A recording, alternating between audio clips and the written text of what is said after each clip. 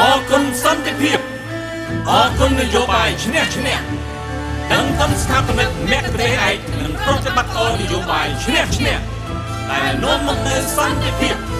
និងការឯកភាពជាតិពេញលេញជ័យយោគណៈបកប្រជាជនកម្ពុជាអបអរសាទរថ្ងៃ7មករាជ័យយោអបអរសាទរជាជំនះ7មករាជាថ្ងៃកំណើតទី2របស់ប្រជាជនកម្ពុជាចងចាំកន្តរាចាជាប្រវត្តិសាស្ត្រតបសម្ដេចដែលចូលមកជាទ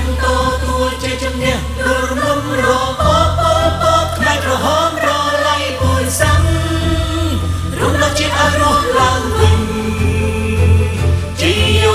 7មករា1979វីរៈកំពុងរងអ្នកសេសាំគេសំគូជាតិកម្ពុជានឹងមកដល់អូនដល់ប្រក្លាដោយសម្ដេចអគ្គមហាសេនាបតីដែលជោ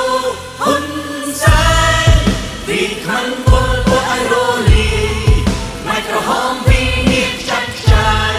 រំលងជីវិតប្រជាពលរដ្ឋជាង5លាននាក់ជាជំនះ7មករាជូនជាខ្មែរយើងមិនអាចភ្លេចឡើងនោះអវជ័យ3ឆ្នាំ8ខែនឹង20ថ្ងៃ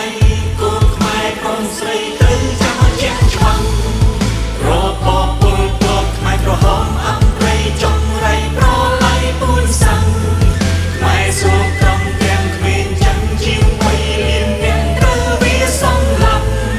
ធ្វើទីរត់កម្មយ៉ាងខូខើបំផាត់អាហារឲ្យតាំងពោះស្លាប់ចុះសាផ្សេងយកទៅសំឡាប់បំផាត់ក្មេងចាស់បំផាត់បំផាត់គ្រួសារអរគុណទេវតា